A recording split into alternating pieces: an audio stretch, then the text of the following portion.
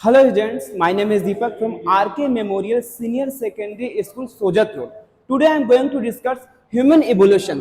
जैसा कि मैंने इसके प्रीवियसली वीडियो कल मैंने आपको बताया था कि इसके जो इसके पूर्वज कौन थे, उसी को हम इस वीडियो में कंटिन्यू करने वाले हैं। आपको बताने वाले हैं कि ह्यूमन इवोल्यूशन का अगले कड़ी को बेसिकली इसमें हम डिस्क्राइब करेंगे। पहले हम चलते हैं, आपको बताते हैं जैसा कि मैंने कल बताया था कि जो होमिनिडी थी वो आपको एनवायरमेंटल चेंज के कारण, क्लाइमेट चेंज के कारण टू पार्ट्स में आपको उसको डिवीजन क्लासिफिकेशन हो गया था। पहला का जो नाम था होमिनॉइड्स था और दूसरा का नाम था होमिनिड्स था। तो बेसिकली ये दो पार्ट्स जो हमने कल बताया था, अब इसके आगे आपको होमिनिड्स के बारे में हम जानेंगे। तो चलिए चलते हैं आज की स्लाइड्स पे। जैसा कि यहाँ पर आप देख रहे हैं होमिनिड्स। अब यहाँ से हम देखेंगे कि होमिनिड्स कैसे क्लाइमेट चेंज के कारण, आपको वातावरण चेंज के कारण, एनवायरमेंटल चेंज के कारण कैसे क्लासिफिकेशन इसका होता है और कैसे वर्तमान आपको जो ह्यूमन बीइंग है इसका क्या रिलेशन है, दोनों को जोड़कर ह्यूमन इवोल्यूशन मानव के विकास को समझने के प्रयास करेंगे। तो जैसा कि मैंने बताया आपको, होमिनिड्स बेसिकली टू पार्ट्स में डिवाइड होता है। जो फर्स्ट पार्ट्स होता है ऑस्ट्रेलोपिथेकस, जैसा कि यहाँ पर आप देख रहे हैं ऑस्ट्रेलोपिथेकस एंड दूसरा होमो, एक एक करके दोनों को सीक्वेंस वाइज जानते हैं।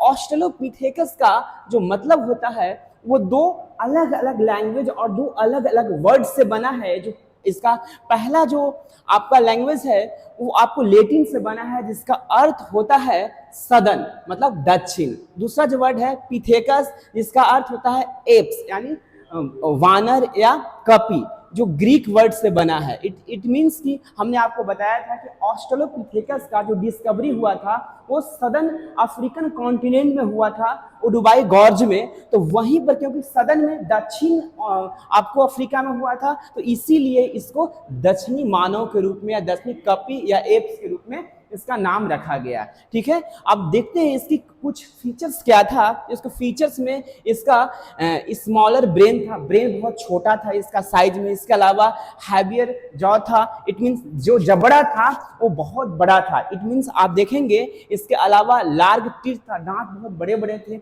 यहाँ पर हैवियर जो जबड़ा और टीथ बड़ा बड़ा, इट मींस अभी भी इसमें वानर का, कपी का कुछ इसका फीचर दिख रहा है। इट मींस एक पूरी तरह जो ऑस्ट्रेलोपिथेकस था वो पूरी तरह डेवलप्ड मानव नहीं था। बेसिकली अभी भी वो उसके बहुत सारे फीचर थे जो इसके पूर्वजों और इसके कपी और वानर से मिलते जुलते थे। इसी का एक अपडेट वर्जन था, वो होमो था।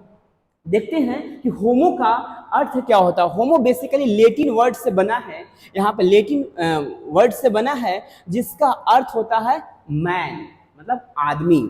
और इसकी जो फीचर्स है वो नीचे लिखा गया, जैसे लार्गर ब्रेन, इसका ब्रेन का साइज था वो बहुत बड़ा था। जैसे जैसे ब्रेन का साइज बढ़ेगा, इसके थॉटिंग प्रोसेस, इसकी लॉजिकली ये बहुत ज्यादा क्या डेवलप्ड, इसका माइंड ज्यादा डेवलप्ड होगा। इसी तरह आपको लाइटर जॉ था, इट मींस इसका जो जबड़ा था वो थोड़ी छोटा हो गया था। किसके कंपैरिजन में? तो ऑस्ट्रेलोपिथेकस के आपको इसके कंपैरिजन में। इसके अलावा स्मॉल टीथ था, दांत भी छोटा हो गया था। यहाँ देखिए लार्गर टीथ है, ठीक है, यहाँ पर स्मॉल है। इट मींस इसमें अधिकांश जो ह्यूमन मॉडर्न मानव का फीचर दिखना शुरू हो गया था कंपैरेटिव इसके तुलना में। इसका जो फीचर्स अधिक निकट था, अधिक किसका था? तो आपको मॉडर्न मानव का था। तो इस तरह से होमिनिड्स टू पार्ट्स में डिवाइड होता है। किसके कारण डिवाइड होता है? तो आपको एनवायरमेंटल चेंज के कारण, क्लाइमेट चेंज के कारण। इसकी अगली जो कड़ी है वो अगले स्लाइड्स में देखते हैं।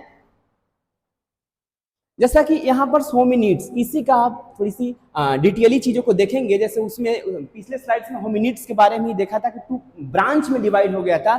उसी के आगे जैसे जैसे क्लाइमेट चेंज होती रहती है, क्योंकि यहाँ पर एक बहुत आपको ध्यान देने योग्य जो चीज है वो ये है कि इन सबका डिवीजन आखिर हो क्यों रहा है। तो पर्यावरणल जो चेंज है, एनवायरमेंटल चेंज है, उसके कारण, क्लाइमेट चेंज के कारण होता है। क्यों? क्योंकि इन दैट टाइम पीरियड में जो अर्थ का क्रिएशन हुआ, तो उसकी जो जलवायु जो क्लाइमेट थे वो अनुकूल नहीं था, किसका, तो ह्यूमन बीइंग का, वहां तक लाइफ एग्जिस्ट कर सके ऐसा था नहीं। लेकिन बाद में वो धीरे धीरे उसकी फ्रेंडली हुआ ताकि वहां पर लाइफ एग्जिस्ट कर सके। और इस तरह से बाद में आपको बहुत लंबे टाइम तक समर चलता था, समर सीजन चलती थी, फिर लंबे टाइम तक विंटर सीजन चलती थी, फिर लंबे टाइम तक रेनी सीजन चलती थी। मतलब कोई अलग अलग टाइप का एक्सट्रीम लेवल का चीजें चलती थी, जिसके समर जब आती थी लंबे टाइम तक चलता था, पूरा वेजिटेशन खत्म हो जाता, पेड़ पौधे खत्म हो जाते थे, तो जिसके वजह से जो ह्यूमन बीइंग जंगलों में, फॉरेस्ट में रहता था, उसको प्लेन एरिया में आना पड़ता था, और वहां पर अपने को सर्वाइव करने के लिए अपनी बॉडी को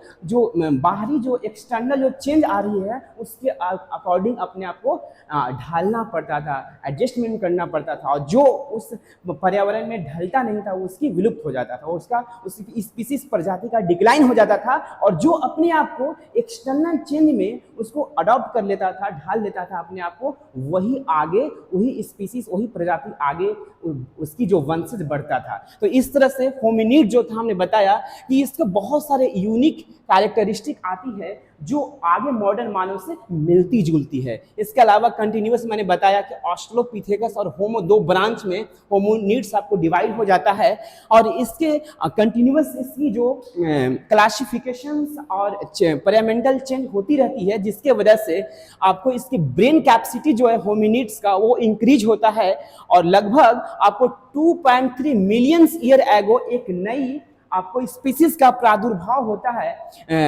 अर्थ पे, जिसका नाम होता है होमो हैबिलियस। यहाँ पे फोकस कीजिए, होमो हैबिलियस। होमो हैबिलियस बेसिकली टूल मेकर था। What is a tool maker? Tool maker मतलब ऐसा मानव जो टूल्स बनाना सीख गया था, मतलब हथियार, वेपन्स बनाना, ताकि अपने आप को डिफेंस कर सके, अपने उसके द्वारा हंटिंग कर सके, ऐसा ये होमो हैबिलियस था, इसीलिए इसको टूल मेकर कहते हैं। आगे आपको मिलियंस ईयर एगो यही जो इसी के आगे क्लासिफिकेशन होता रहता है, और एक और नई स्पीसीज निकल कर आता है जिसका नाम था इरेक्टस।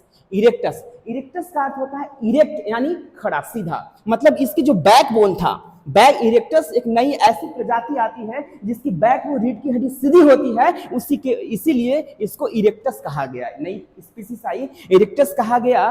कितने साल पे था? 2 आपको मिलियंस ईयर एगो इरेक्टस आया, और ये basically migrate out of the Africa, क्योंकि इसका ओरिजिन अफ्रीका में हुआ था, प्रादुर्भाव अफ्रीका कॉन्टिनेंट में हुआ था। इसके बाद वो अलग कॉन्टिनेंट में, जैसे यूरोप हो गया, एशिया हो गया, अलग जगहों पर ये माइग्रेट किया, और वहां पर where they began to make other advance like the controlling fire. इसके बाद वह फायर पे को कंट्रोल करना सीखा कि आग को कैसे कंट्रोल हम कर सकते हैं। इस तरह से ह्यूमन एवोल्यूशन का कड़ी आगे बढ़ती चली गई, और पर्यावरण जो चेंजेस है वो होती चली गई। और आगे चलते हैं, आगे के स्लाइड्स में देखेंगे इसकी नेक्स्ट कड़ी को।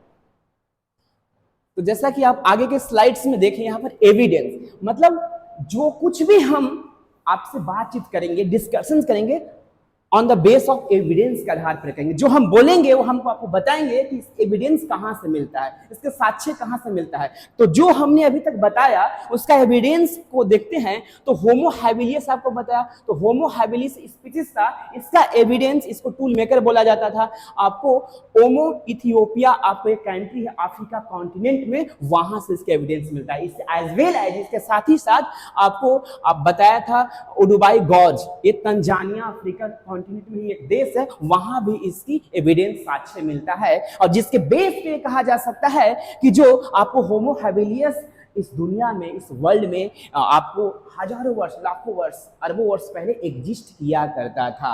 आगे चलते हैं, आगे जो स्पीसीज का एविडेंस के रूप में देखते हैं तो होमो इरेक्टस है। तो होमो इरेक्टस को बेसिकली द अपराइट मैन, मतलब सीधा मैन, इसको बैकबोन सीधी थी, इसलिए इसको अपराइट मैन कहा जाता है। और इसकी आपको एविडेंस अफ्रीका कॉन्टिनेंट और एशिया कॉन्टिनेंट से देखने को मिलता है, वहां से इसका साक्ष्य मिलता है। आगे चलते हुए जो नई न्यू स्पीसीज आती है जिसका नाम है होमो हैबिलियस, जो हम सब हैं होमो हैबिलियस, इसकी जो स्पीसीज बहुत जगहों से मिलती है, और जिस प्लेस से, साइट से मिलती है, उस प्लेस के नाम पर ही उसका नाम रख दिया जाता है। जैसे आगे देखते हैं तो आपको होमो हैबिलिस के द वाइस मैन बोला जाता है, बुद्धिमान व्यक्ति। इट मीन्स यहाँ तक आते आते आते आते आते आते क्या हुआ कि इसकी जो माइंड था वो बहुत ज़्यादा डेवलप हो चुकी थी, और इसीलिए इसको वाइज मैन बोलते हैं। और इसकी आपको एविडेंस मिलता है वो आपको जर्मनी की एक जगह है हेडेनबर्ग से मिलता है, और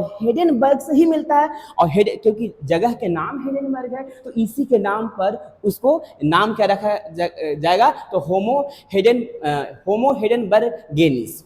हेडेनबर्गेनिस ये इसका नाम रख दिया गया। उसी तरह आगे चलते हुए होमो सेपियंस का एक आप एविडेंस मिलता है कहां सा, Neander Valley. Basically Neander Valley is situated in the Germany. तो जर्मनी में एक जगह है नियंडर वैली, वहां से होमो आपको सेपियंस का एविडेंस मिलता है। और हमने क्या बोला कि उस जगह के नाम पर ही उसका आपका नामकरण होगा, तो नियंडर वैली के नाम पर ही होमो नियंडरथालेंसिस नाम रख दिया गया। तो इस तरह से एविडेंस पे हम आपके साक्ष्य पर बात किया कि ह्यूमन बीइंग का इवोल्यूशन कैसे हुआ। इसके आगे कड़ी में भी हम चीजों को देखेंगे। चलिए चलते हैं नेक्स्ट स्लाइड्स पे।